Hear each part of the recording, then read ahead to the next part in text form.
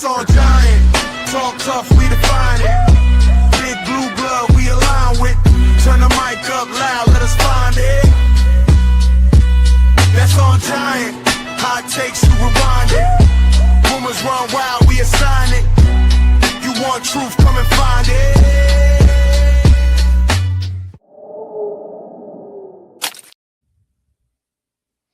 Hi, what's going on, Big Blue Nation sports fans and the 12s? Welcome to That's on Giants special episode. We got my boy. This is like what, the fourth time you on the show here? Fourth time you here? Yeah, I mean, my boy Clint Bond, man. What's going on from the Seahawks podcast? What's up, Shakes? Hello, everybody. Yeah, I think this is time number 4. I think it's the first time back since we are Super Bowl champions, so I'm feeling pretty good about that. Always enjoy chopping up with you guys, and I'm ready to talk about how we're going to go back to back. I bet you is. I'm sorry you had to see me fussing out my goddamn brother here, but he get on my nerves sometimes.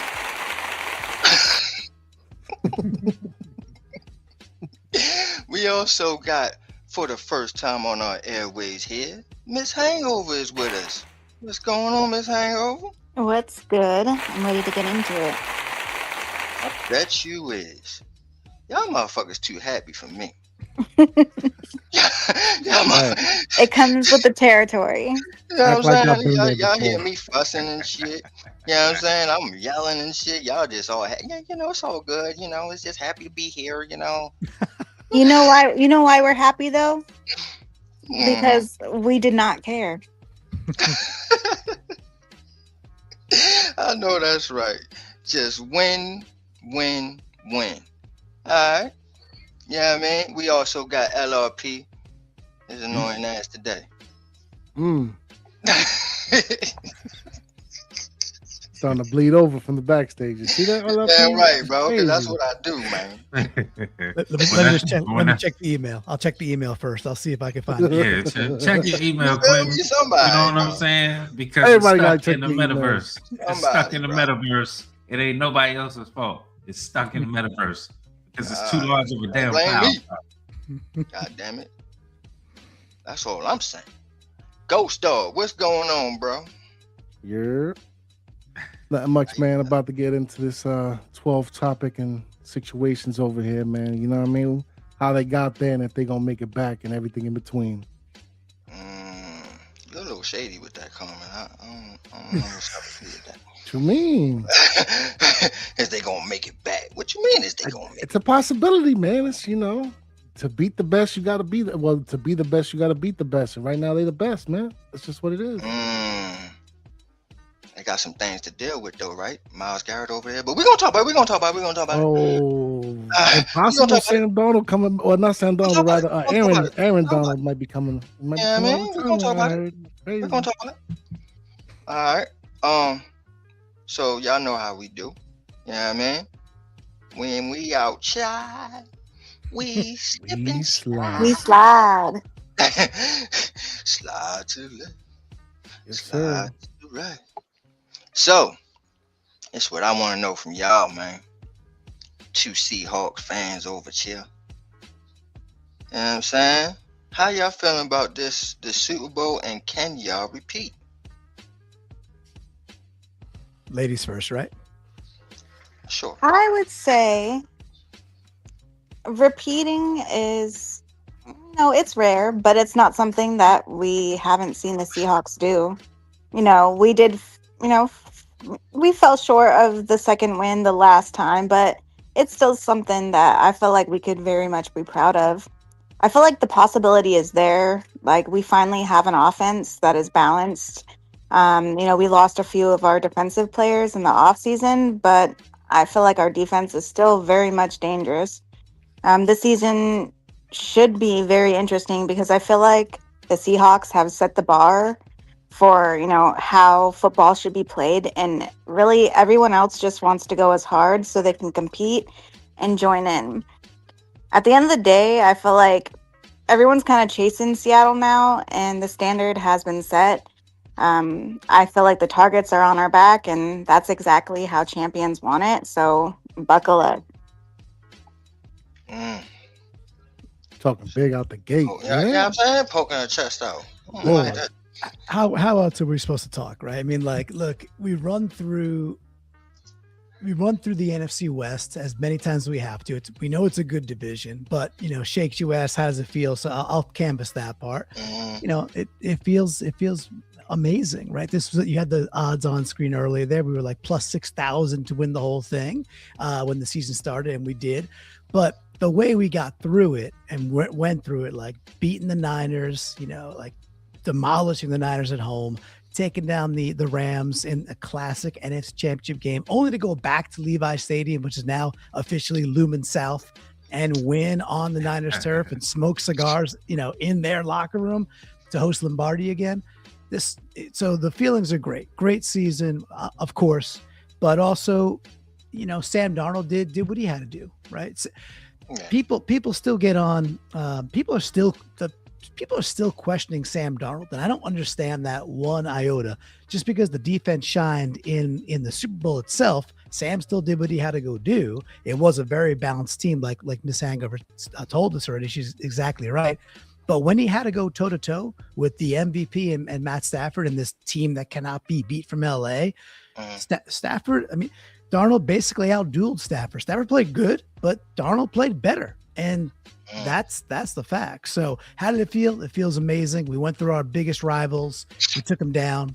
Can we do it again? Hey, it is hard to do, but this is a young team where the core is all still there. And there's some players on the ascent in key areas that I think we should, talk about a little bit. Well, here's my thing. I'm going to get to the nitty gritty, man. I'm going to shake the broom here, bro. That's my show. So here's the thing, right? So I'm not a hater of Darnold, right? But you said, what more else could he do? And to me, I think that Darnold was just the ultimate game manager. And for me, that's my mantra of how you win in this league. You have a strong, hard-nosed defense, and you have a strong running game. You impose your will, and you don't make mistakes. And I think Darnold is the ultimate guy that just don't make that many mistakes. He's a wily, what's the word I'm looking for? But veteran. You know what I mean? So, my thing was Kenneth Walker. You know what I mean? That, to me, it was Charbonnet getting a lot of touchdowns in the goal line all season long. But when it was playoff time, and Charbonnet was out, given that, but when it was playoff time, my son, Kenneth Walker, y'all roll his back and right on to a championship. So I just want to know, how is life going to be without Kenneth Walker? I'll take this one first. So, I want to talk about Sam for one second. So in the NFC Championship game, this is Sam's line, right? 25 of 36, 3 touchdowns through the air, and they win 31-17. And oh, by the way, 0 points are scored in the fourth quarter in total. It was 31-27 into the third quarter. And then the Seahawks defense just does what they got to do, shuts down the glorious Matt Stafford and the genius McVay for an entire quarter of football. They can't even get 4 points. So, and we win. Walker's super dynamic, super talented. And one of Walker's best traits is that a lot of times when a play would have been -1 yards or -2 yards, he still found a way to make that +2 or +3 yard gains and get you get you into 2nd and 7s and 2nd and 6s as opposed to behind the sticks and like 2nd and 12. Because the run blocking, while it got better, and it really did get a lot better the last quarter of the year when Charbonnet heated up before the injury and then Walker took it over, the run blocking got better. It still wasn't by any means perfect, but it was getting better and ascending as the year went on with a really young line. So how's it going to be? Well, we got some solutions there. I'll let Miss Hangover talk about those. I'm pretty sure she'll probably want to. K9's dynamic, but I think we brought Jaxon who could do the job too. I'm ready for this conversation. I know. So, life after Kenneth Walker for the Seahawks. I mean, what can I say? Seattle planned for this. After losing K9, they drafted Jadarian Price for this exact reason. He's the next evolution in Seattle's run game. And once Charbonnet comes back from injury, him and Jadarian will only complement each other. And Seattle's new motto is run it forward. And I feel like the duo, once they come together, they're going to have it in the bag. So my question off of that is, do y'all really think that Jadarian Price is ready to carry that load until Charbonnet is ready? I think that McDonald is going to make sure that he's ready. I think he can be, but this is also why you got George Holani, who, look, right now the Seattle Seahawks have the very best running back from Boise State and the very best running back from Notre Dame with Holani and Jadarian Price. And anybody want to come at me, it's totally fine. We'll let the stats show what they show at the end of this year. But we also picked up a sneaky good running back with Emmanuel Wilson from the Green Bay Packers. And, he might not be a huge household name, but guys and ladies, we're talking about running the rock, right? If you block well enough and you have a good scheme and Seattle's going to run wide zone again, just like they did with Clint Kubiak, now under, the new OC with Fleury, it's still going to be like a McVay and Shanahan style zone offense. You block that well enough and talented backs in the NFL could go do a job. Now, again, the dynamicism that K9 had where he could break a 60-yarder, that's why he got paid $14 million a year from Kansas City.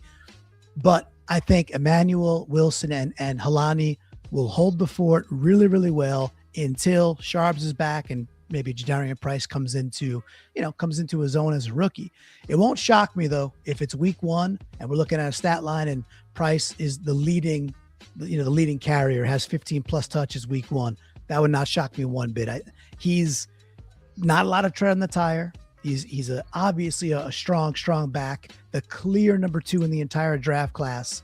And, Seattle's got him for 5 years now because we take him with the last pick in the first round. So we get that 5th-year rookie contract. So I'm happy about it, Shakes.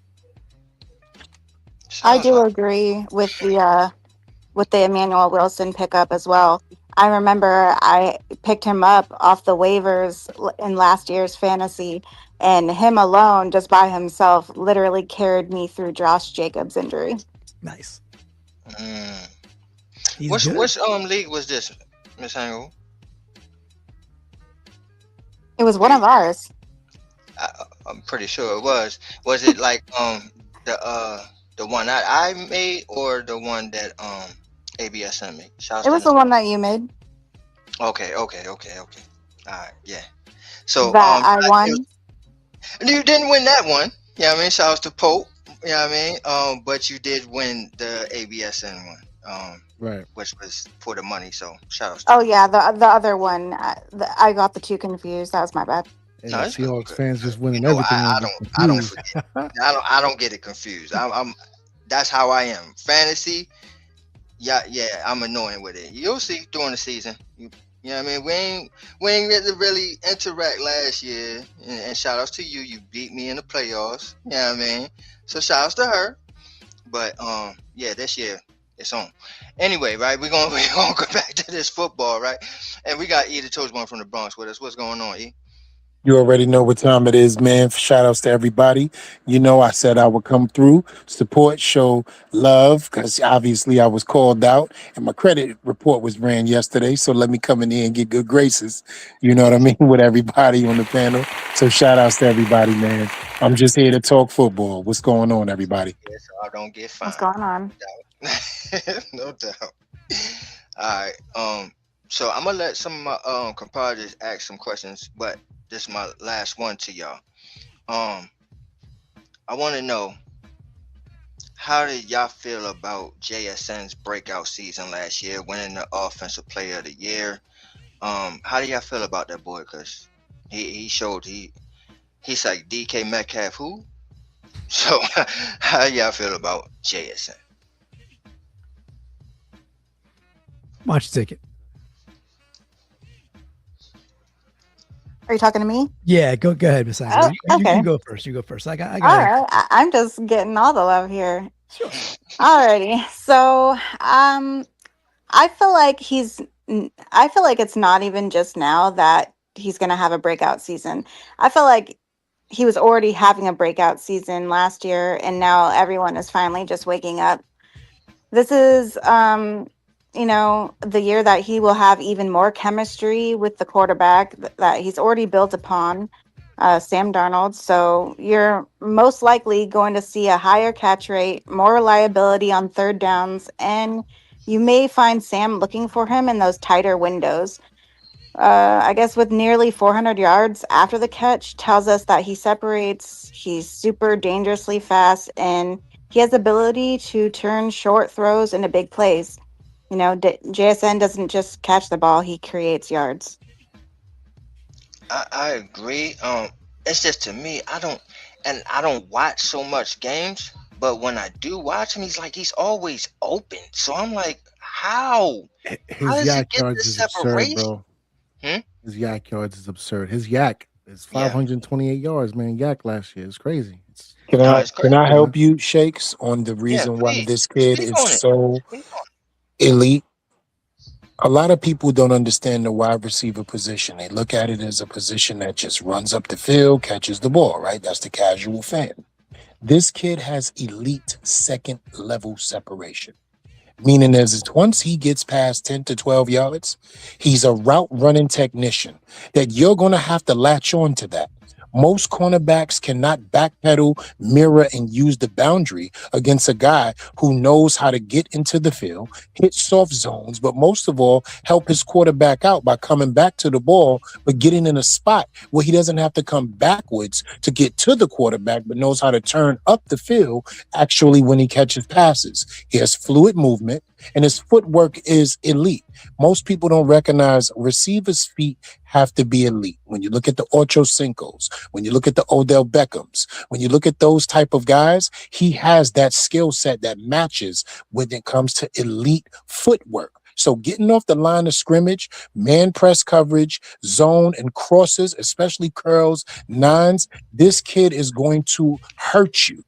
He's going to hurt you. And it doesn't matter which quarterback he plays with, because he's shown he's played with more than one and still has shown he can catch the ball when he needs to. He's the security blanket that every quarterback needs when he's in the second level getting separation. And that's why his yak yards are so good. And that's why he is one of the top 5 wide receivers in this league when it comes to his route running.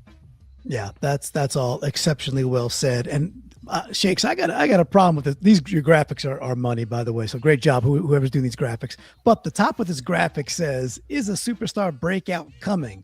I think nearly 1,800 yards and offensive player of the year, where they can't even get him right. They call him defensive player of the year. While That's what I'm it's saying. disrespectful at this point. That he wanted to say that. He wanted to say it's disrespectful. Right. We can't for say sure. we can't And say it his is name right at the award. It's all in the conversation. That's the topic and all that. He's You know what I'm sitting saying? I'm not the producer, baby. You hear the producer standing up. You hear him, right? He's But, like, hey, listen. He's tucked away in Southeast Alaska, like the Seahawks are. Look, the points are all real right about JSN. The other element of him is that it is about his footwork. But it's also about, like, he wastes. There's no fat on any of his routes. Everything is as precise as it needs to be, and I mean that in a way that's like, doesn't mean he doesn't run everything 100%. But sometimes he okey dokes the opponents too, and he has like these late movement skills that are absolutely elite. And he's not a huge dude, but he really knows how. It's not like going up 50-50 balls go and getting to the apex and bringing it down. He can do that. He doesn't need to, though. But his body positioning when it is tight coverage to get a little hand separation is elite.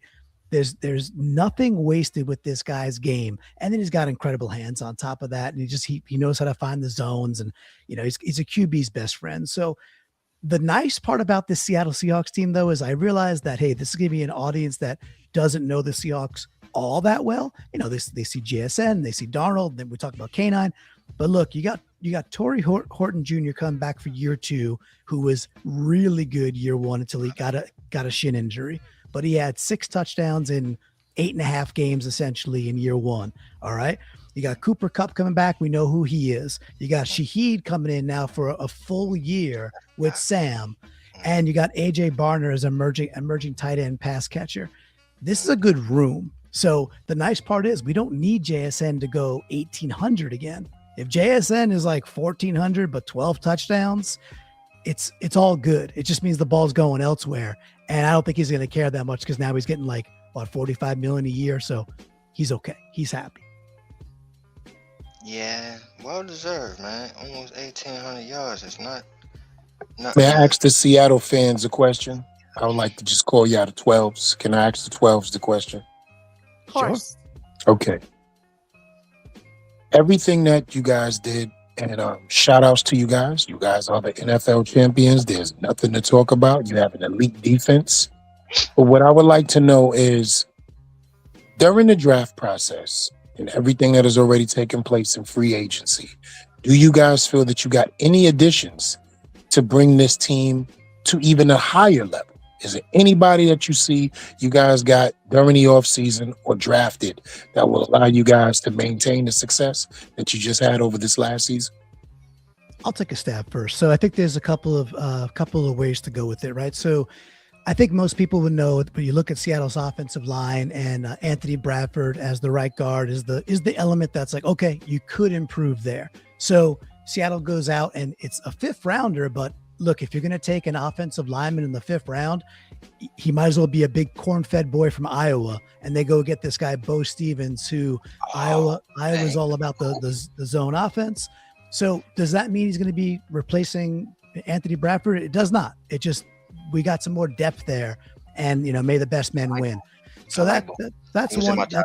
Yeah, I mean, Bo Stevens is pretty nice, right? To get him in the 5th round feels like a steal. So we already talked about Jadarian Price, so we'll see about that. Look, I think a sneaky good move that I really like very recently was we went and got Dante Fowler. So we lose Boye Mafe because look, what the Bengals pay Boye $20 million a year, which is, hey, go get your bag. That's great money. But he was our 4th defensive edge, right? So he's our 4th edge. We just re-signed today Derek Hall on a much more team-friendly deal, who is our 3rd edge. We bring in Dante Fowler, who is a good veteran presence. And the last thing I'll say about that is Mike McDonald knows how to get like the very last squeeze out of the veteran defensive edges, like Van Noy and Clowney, DeMarcus Lawrence last year. So yeah, I think this team could still be even a little bit better on the defensive front, that's where NFL games are won and lost. So that's where I go with it, but love the question. But Miss Hangover, did I leave anything on the table? I took some answers off the board. Yeah, man, took all her thunder. I mean, honestly, I couldn't have said it better myself. I mean, we already talked about Emmanuel Wilson, earlier. You pretty much touched on everybody that I would have. We already touched on Jadarian Price. We have Bud Clark. Could we have done better? Sure. I feel like there's always room for improvement. But you got to remember that, I feel like we did the best that we could, given that we were the NFL champions. We don't have a whole lot of opportunity for great, 1 through 5 picks like everybody else. So I feel like we did what we needed to do with what we had. Thank you guys for answering my question. I know most people don't know what I'm about to say, but y'all heard it before. This is the part where an old man takes his old ass to sleep. I just wanted to show my love and support for you guys and ask a great question, and you guys gave me every answer that I needed. But when you play the Giants, that shit will come to an end. Let's get that out there right now. And I hope to see you guys at some point, and we can have this discussion. Thank you for allowing me to speak. Thank you for dealing with me. God bless you guys. You all have a great night. Be the chosen one from the Bronx. Y'all know what time it is, and I'm tired. God bless you. And I'm tired. Sounds like you're dreaming already. Good night. For sure. And I like what he said as well. It sparks up what I needed to say. As far as all the Giant fans that's listening to us right now and being like, oh man, what's going on with the Seahawk content, man? Hey man, you gotta know your opponent, baby. Mm-hmm. Gotta know your opponent. And we do play them this year, so y'all should be a little bit more well educated on this team here. Clint, bomb, man. Matter of fact, hold up. Ghost Dog, LRP, man. Y'all got questions for Clint before we let him go? Same? I got a question real quick, man. As far as like our matchup, obviously we got to go out there to the environment and make no mistake about it, man. The 12s are real. The atmosphere, the noise, it gets crazy over there in the Great Pacific Northwest. Where do you see you guys? You taking the match, and if so, by how much?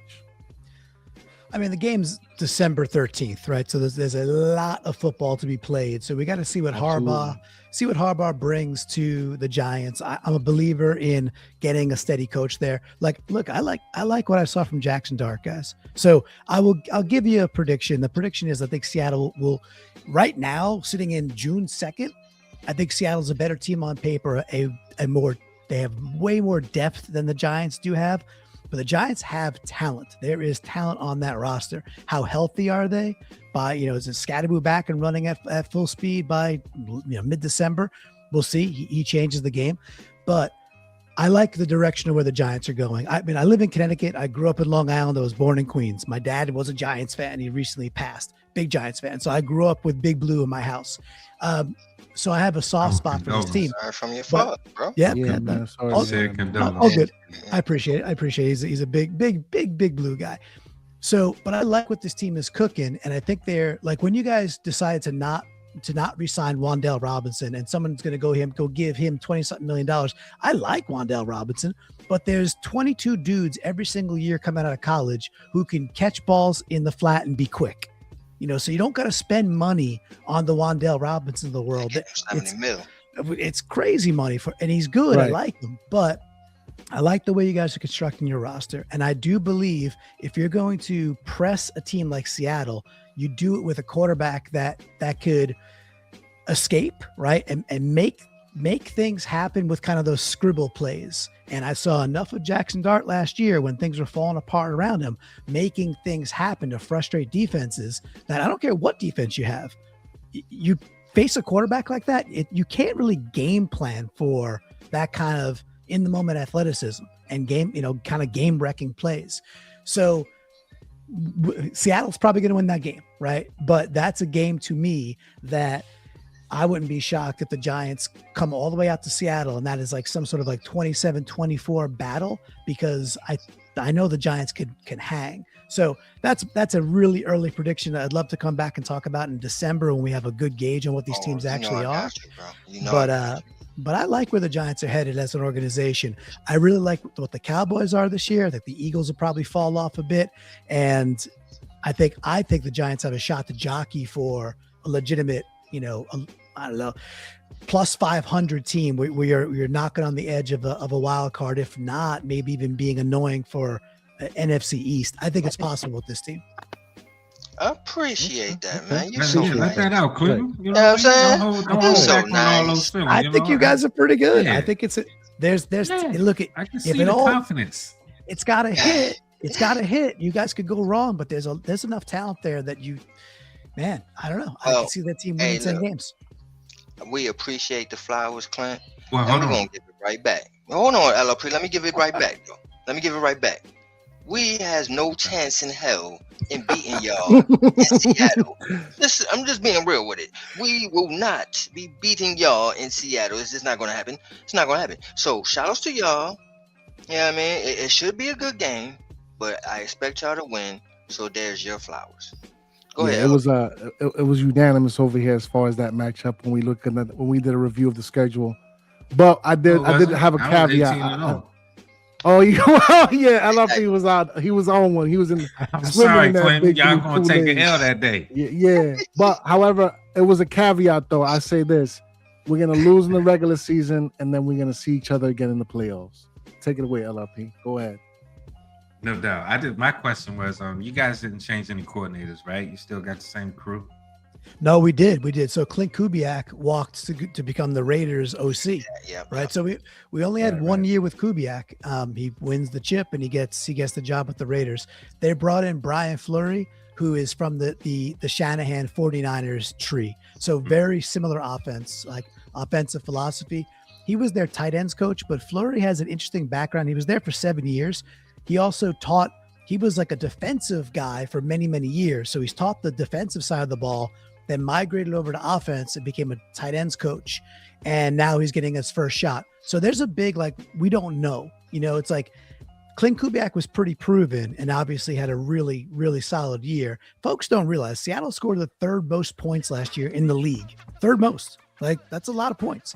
And people, only think about the elite defense, but we scored the third most points in the league. So that's a big unknown, guys. We think we got the right guy, but you don't know until you're sequencing plays, and can he pull the right play at the right time? I'll give one quick example.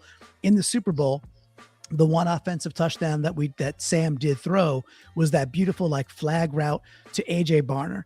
And the entire game was setting up that play. And there's lots of good documentation about how Seattle kept running like a wide zone to that right side. And it was all to set up this one moment to spring AJ Barner in the corner of the end zone for the touchdown. That's Kubiak being Kubiak, really, really patient, and then hitting it when he had to make it 19-0. Can Flory do that? Guys, I have no idea what Flory can do as an OC just yet. It is wholly unproven. He's got the pedigree. Apparently he's like a whiteboard wizard, but when he has to put it all together on game day, we don't know yet. That's a big scene missing. We'll find out soon. I know that's right. Same here with Matt Nagy. So that's why I say we're going to probably win that game when we do play each other because of those two factors for both of us. So may the best team win. But appreciate it. No doubt. LRP. Yeah, man, he ain't drunk today. He ain't drunk off that blue Kool-Aid today. Or maybe he is. Or maybe There's women in the bed. You never know. You never know. Maybe he is. I'm the same either way. So you never know. No, for sure. Same difference, though. You got something for Clint? Yeah, man. What's up, man? Thanks for coming through, man. Appreciate you. You got it. What's up? I know your team got depth. You do have depth on both sides of the ball. But if there was a position where you would have lose a guy, yeah, I got an answer. Yeah, it's our DB room, right? It's our corners. We lose Tariq Woolen, and you can say what you want about Tariq Woolen. He's he is a heck of a man corner. Not really aggressive enough in the run game to fit what Mike McDonald wants out there. And look, the NFL kind of proved it because he only got a 1-year deal with the Eagles for $15 million, where people were talking about him as a $20 million, $25 million multi-year corner. I'm shocked about that. So yeah, me too. I thought Tariq would get more in the open market. So we lose Tariq Woolen, we lose Kobe Bryant. We actually have a really good player there with Ty Okada, so less worried about safety, and Julian Love and Nicky Manwari, who's just crazy in that kind of star position. But really, we got Witherspoon and we got Josh Jobe. So we got a really good one too, right? But it's the depth. It's a very deep team, except for at cornerback. It is just not that deep. It's a bunch. After that, it's a bunch of guys that like the Nehemiah Pritchett's of the world, where Giants fans will go, "Who the heck is Nehemiah Pritchett?" Right? Mm-hmm. Dudes like that. We drafted Julian Neal. Cool. He looks good. He's a physical, long, strong cornerback. He's a rookie. So if Jobe or Witherspoon, knocking on all the wood, were to get hurt, there would be sincere weakness right in the cornerback room, and teams could, like a team like the Rams, could they already pick on anyway, so they could go pick on something like that. That's a big fear. I think Schneider would have to make a midseason trade if one of those two dudes gets hurt. Actually. Okay, man. Yeah. All right, because I was thinking about the team, like, yeah, you do got quite a bit of depth, but every position can't be in. Yeah, that makes a lot of sense, man. All right, man. Thank you. I do have one more question for both Ms. Hangover and Clinton, and this is not to do with your team, but Brock Purdy. Earlier you said something about I think Brock Purdy. Brock Purdy. I'm going to ask you guys to speak about Brock Purdy real quick. All right, let's do it. I love it. Because Sam Darnold had a hard road to where he got, and where he was drafted, this, that, and the third, and performance, etc. But then you have Brock Purdy, and I always just wanted to know, outside of San Francisco, people who watch him in his division, what is your assessment of him? Do you still, poking fun at the enemy, I get. Yeah, sure. But is he still Mr. Irrelevant to y'all? Brock Purdy? Yeah. I don't think he's irrelevant. I mean, I don't know if any of y'all paid attention to our fantasy podcast, I love it. but like he was definitely on my top 10 pick for uh, quarterbacks. I don't think he's irrelevant at all.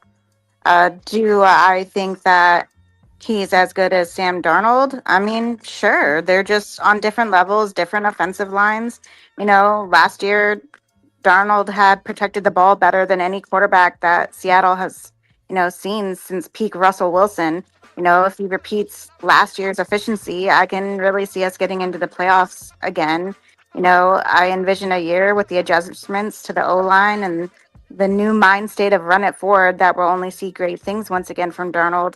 I have faith in him and our coach to do their job, but I'm a little confused as to where the Brock Purdy came in. I think he's just looking. I think he's just looking for like a Seahawks perspective of maybe what he deems a quality NFL quarterback, or does not, wants an opinion on it. Right. That's my take on the question. Look, my opinion on this is that Brock Purdy is a good NFL quarterback, but I am by no means putting him in the great category. I'm just not doing it. He gets out of scenarios. He's definitely wily. He has an okay arm. It is not great, but usually it's like enough to get the job done arm. So I'll tip the cap there and say he's a good NFL quarterback. However, Brock Purdy, when you heat him up, he melts down pretty quickly, guys. On the Seahawkers podcast, we call his interceptions Purdy turdies, and he will throw you 2 to 3 a game that you really ought to come down with, as long as you heat him up a little bit. So between because this year we played the Niners late both times. We played them. We played them to start the season. That was a super close game that Seattle lost, game 1, whatever. We played him the last game of the regular season, and we turned around and played him the first playoff game. So we won it at San Francisco to capture the division. We beat the pants off of them at home to move on, like 41-6. He's a good NFL quarterback, but he is by no means like an A+ or S tier guy, in my opinion. He's good. I don't think he'll ever be great. And when he plays Mike McDonald, he gets reduced down to pretty meh because we heat him up and he gets frustrated. I feel like also like their O-line was struggling last year. So I feel like that is also gonna hinder his stats and how good he does as well. They should draft better. Put some focus on the offensive line, not just relying like 82-year-old Trent Williams. I think they have challenges. I think you're right, Miss Hangover. They have challenges along the offensive line still. And I'm excited for Seattle to keep exploiting it. But again, he's a pretty good quarterback. Let me shake the room off that question, though. And I'm sorry, LP, but let me shake the room here. Pick a quarterback. Who's better? Brock Purdy, Jalen Hurts. Go. Ooh, okay. Oh, man. That's a hard one. Oh, my God. I would say, are we talking about, what year are we talking about? Because if you're talking about 2023 Purdy. I'm talking about right now. 2023 Purdy. Well, right now, I would probably have to say Jalen Hurts because, they went, Super Bowl. I'll take Purdy right now. I'll take Purdy. And I think Hurts, it was hurt by, I don't think much of Sirianni as a coach. I think he's actually a below average. He's a poser. Just say it. He's a fraud. I don't think he has the locker room either. You could be a bit of a douche and have the locker room. I think he's a bit of a douche who does not have the locker room. That's a terrible combination. That's a terrible combination. And they had no OC last year. Seemingly they made an improvement. Hurts has been a baller though, right? He should have won two Super Bowl MVPs. The first game they should have beat Kansas City. So I can't take it away from him. But if you're saying right now, I probably still take Purdy. And I do like Hurts. I like what he does. Hurts throws the ball to the outside, to the boundary and the flats really, really well.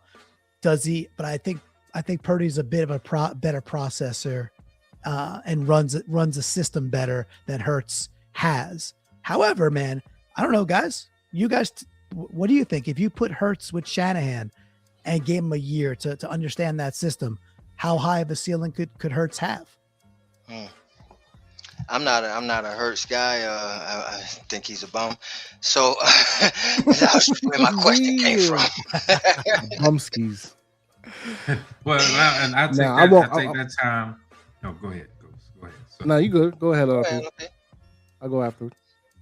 oh, okay. Now I was just taking this time to explain my question as well. It's like what we just heard was an honest assessment. I think high level, high quality analysis on a player where the pundits half of my half of what I do secretly is to destroy the pundits and how lazy some of their analysis and things that come out of their mouth say. But you just heard from real people where, I just appreciate both y'all's answer and response.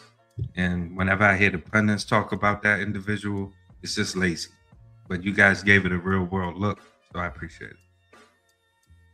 Got it. Thank you. Yeah, no, Shout for out sure, to man. Clint Bond and the Shout Seahawks out to Clint. podcast. All right. Before I ask him to give a closing statement, anybody else got one more question for Clint? Nah, I'm good. Everybody good? We got all the content out. We squeezed all the juice out the out the orange. We squeezed it all out. All right. Well, thank you, Clint, man. We appreciate you, man. Give us a closing statement, man. How you? I mean, let people know where they can find you, man.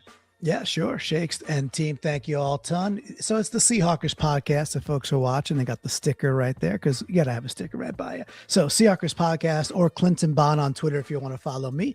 That's the best place to find it, or youtube.com/Seahawkers podcast. All good. Always talking Seahawks. Look, closing statement's real easy. Miss Hangover's been talking about it. Mike McDonald, not even talk about running it back. He's come up with this phrase that we're going to run it forward. This team is got the right culture. It's a youthful team. It is very, very well coached, very disciplined, very deep. They're going to be a problem again in 2026. The NFL is super hard to get back and repeat and stay healthy and do all those things. However, man, they're doing all the right stuff to be in a really good spot to go at this. We didn't even get to talk about Myles Garrett, now going to be the biggest villain. But I could say this, guys. I look forward to that challenge. Like, who cares? Like, cool. I'm glad you did it, Rams. It's a good trade. I tip my cap. You're putting your balls on the table. All your chips are in. Go at it. But let's go. If we get a chance again to beat the Rams and then go play the Super Bowl in their home turf at SoFi Stadium and smoke cigars in their locker room back to back, boys, and this hangover, that's what we're looking to go do, because why not? And go Hawks. Disrespectful. Just disrespectful. They need to earn respect first. Yo, we would all There have you to go. like get like airplane tickets, fly into Seattle just to have a shot all together. That's what we would have to do then. That sounds We great. might have to I'm set into that it. up. Miss I Hangover. always want to go Seattle. I know, Great right? I'm actually Good time. going tomorrow, flying out. Yeah, shout outs to her and Ghost Dog. So First Miss cup Hangover, of the shake, go ahead. girl. First cup of the shakedown, right? Yeah. Shout outs to them. Yeah. Go ahead, Miss Hangover. Give me a closing statement. And this is the first time she is co-host a shakedown episode, or That's on Giants, or whatever the case may be. So shout outs to Miss Hangover on her debut. Give me a closing statement. Well, it is my first time here, but I am on the Shakedown 2.0. We do the his pick, her flex for fantasy football. So if any of y'all are wanting to look into that, that's where you'll find us. You know, I feel like the Seahawks finally feels like they have an identity again.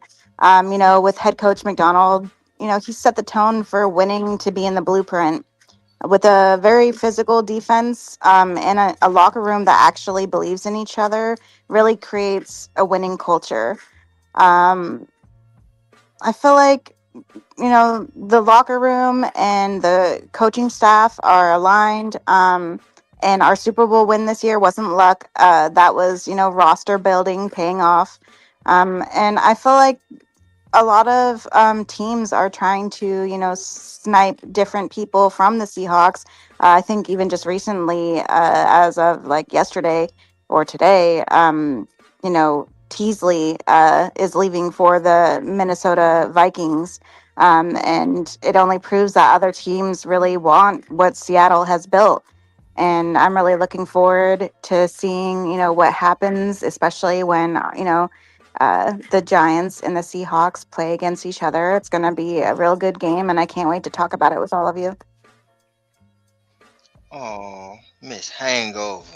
That was nice. Alright. We got same difference, man. Give us a quick closing statement and get out of here. Or maybe not. Probably in the background somewhere. My bad. I was on mute. Yeah, great show. Hopefully, since we played so late in the season, the game is meaningful, not just for you, but for us as well. And it'll be a good barometer of to how we'll be able to stand up against the defending Super Bowl champions. Hopefully, by that time, you'll be one of the best teams in the league at that time, and we'll be playing to see how we measure up to these guys, and it'll mean something. It won't be just trying to play spoiler or something like that at that time of the season. You know what I mean? Other than that, I'm gonna go ahead and get out of here. I appreciate y'all, man, and Shakedown 2.0. Peace.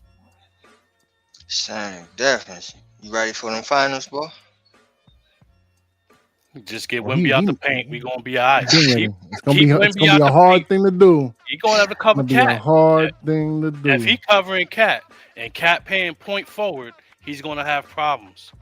We're gonna be running that ball, and we're gonna keep you out of the damn paint. We're gonna be up and down, up and down, up and down. You don't have to worry about Castle. You're gonna have to worry about Brian. I think Brian's starting to emerge a little bit.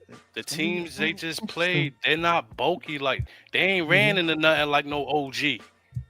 Yeah, it ain't none of them McCains and these guys is these are linebackers.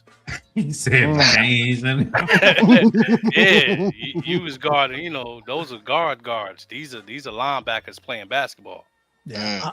Happy to say I'm aligned with y'all on that one. I was a Supersonics fan growing up, but Mets fan, Islanders fan, and I always liked the Knicks, the Ewing days, the Oakley days, those Knicks teams. Those were fun teams. Yeah. So I'm all in on this. Go New York, go New York, go Knicks. Go hey, go get it. Did y'all hear that the Supersonics are most likely coming back? Yeah, I was just about to ask if they come back. Y'all back on the bandwagon? Absolutely. I never left. They left me. That's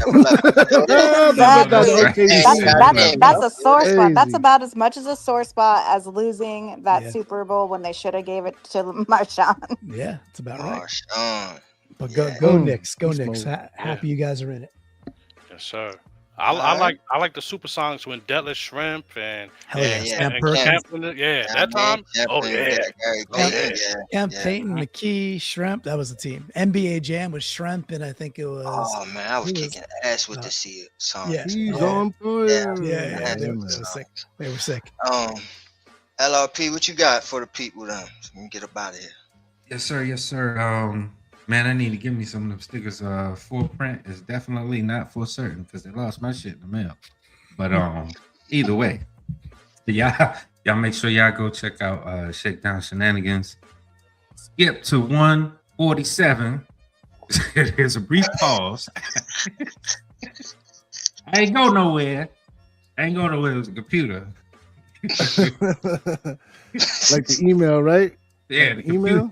The computer did me. Yo, as a matter of fact, at the beginning of the show, we started a little investigation. He showed me a screenshot of something before. I looked at the name. I was like, wait a minute. Let me look at that name again. Sent it to an email I don't even use no more. I swear. Can't make shit up. But saying you're for failure. You know what I mean? Sabotage. He said, I don't even use that email no more. There you go. You know what I mean? Switching up like you the government and shit. So I apologize that you sent it to the wrong one. All right, thanks. Appreciate it. Fantastic show, man. Y'all tune in for everybody. We hope you enjoyed. Thank you, Clinton. Thank you, Miss Hangover. Excellent debut for this show, but I know you're natural at doing what you do already. So flowers to whole panel. Peace to everybody. Absolutely, no doubt. Sis, thank you for joining the crew. Ghost, man, it's just a pleasure to know y'all, man. So y'all have a good night, and appreciate you. Thank you. Absolutely. Absolutely. Well said, LRP. Ghost Dog, what you got for the people? Simple mathematics, man. First and Producer of the foremost, show, too. My bad. Producer of the show. yeah. No, for sure. Much appreciation for that, and much appreciation to Clint for coming on, man, and talking some of that 12 talk and making Miss Hangover feel comfortable over here, man, because she's constantly surrounded by Giants fans, man. It's just, you know what I mean? We always talking Giants football. So it's good now that, you know what I mean, she got somebody to bounce back and forth with for a little bit. So appreciate for that. And appreciate for Miss Hangover coming on again as well, man. Part of the team, but it's about time she finally made an appearance. Long overdue. And just shout out to the people in the audience, man. Shout out to Blue Virus. I see you. Yes, sir. And Double Despo as well. Appreciate to y'all. Appreciate y'all time. Is the most valuable thing, as we all know. And man, hit the sub for the tribe. Make sure you hit the like, because we're gonna be on this mic, man. Whether it's That's on Giants or the Shakedown, it makes no difference. We're gonna be over here talking that New York football, Giants football. Or big talk, or shenanigans. Or even the Purple City, Purple Pain, Purple Pain podcast coming soon. Can't help but notice your pain. And don't forget about mine, Shot Sports and Suspect. With me. Yeah, we got a lot of stuff going on. So just stay tapped and tuned in, man. You're gonna want to definitely hit the notifications, the likes, the subscribers, all that, man. So stay tapped and tuned in. And as I always say around this time, the Big Blue Revolution will be televised. Take it away, Shakes. No doubt, man. Appreciate the guest of the day, Clint Bond, for stopping by once again. You already know you're not even a friend of the show no more. You family now, bro. Thank Been you. on here too many goddamn time, boy.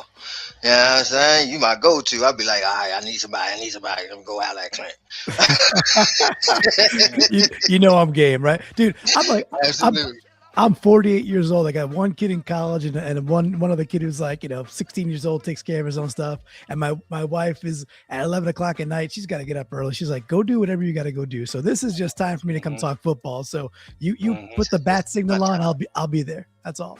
My man. I appreciate right. Me and Clint live the same lifestyle. And you done right, fucked up. Like we all do. You know you done fucked up, right? You know you done fucked up, right?